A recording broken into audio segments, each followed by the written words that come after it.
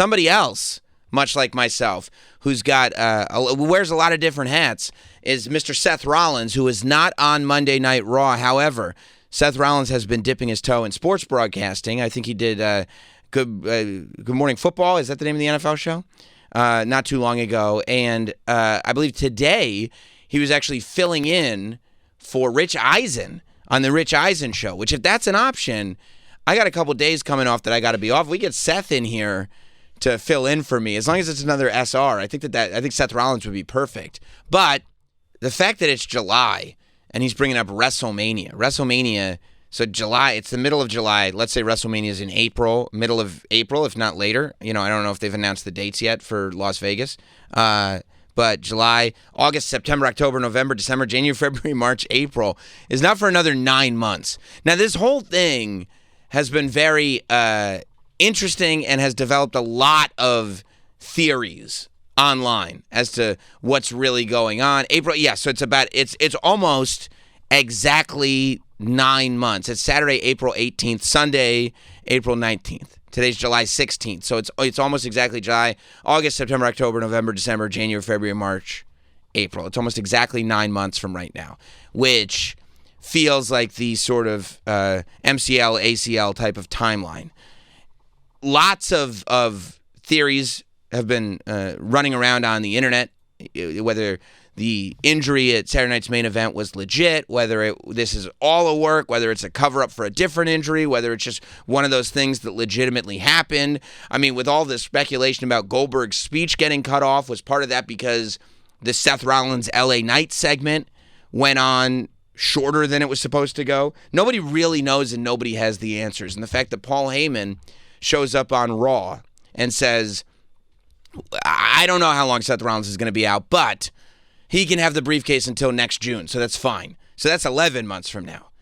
And then Rollins is on Rich Eisen Show here, and he says that he wasn't able in Birmingham because his knee was swollen, that they weren't able to get a proper read on it, which I have no idea. I don't know anything about sports medicine, so I don't know if that's typical. I mean, theoretically, the injury did just happen on Saturday night.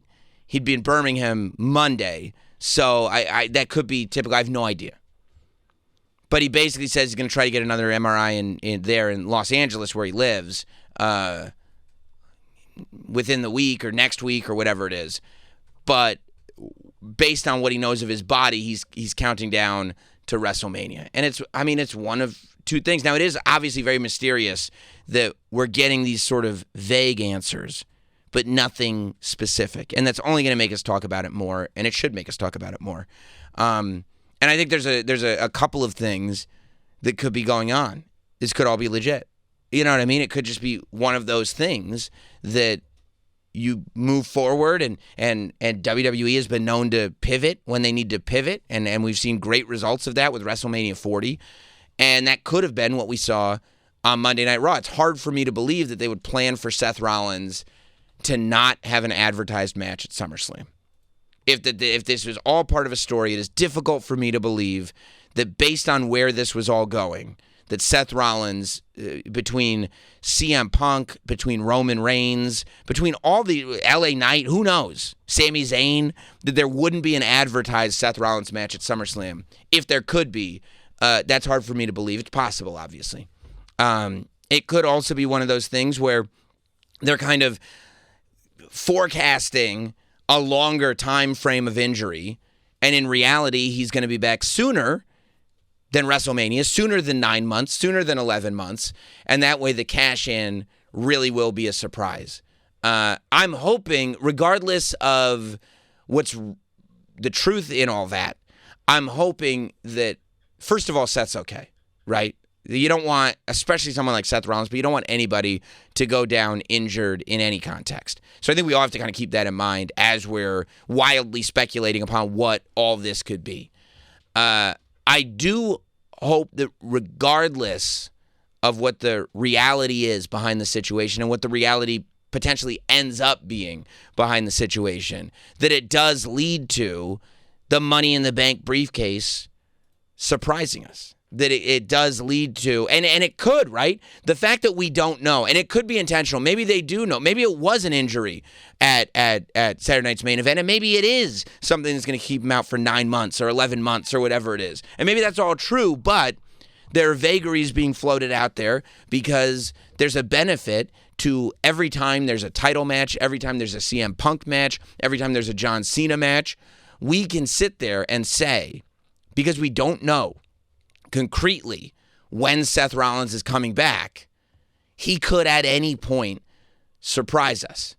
And I think that is probably the conversation we're going to continue to have, because a week from now, if Seth comes back and says, here was the diagnosis, I think a lot of us are going to be saying, we're going to have our pro wrestling hats on, and we're going to be saying, maybe that's the diagnosis, but maybe it's not. I hope that the truth is that Seth's injury is not bad. And I hope that however it is, whether it's 9 months, 6 months, 3 months, 2 weeks, I hope that the result is that music playing, people losing their collective mind, and that briefcase coming in really when you least expected it, because Seth isn't even a part of the roster.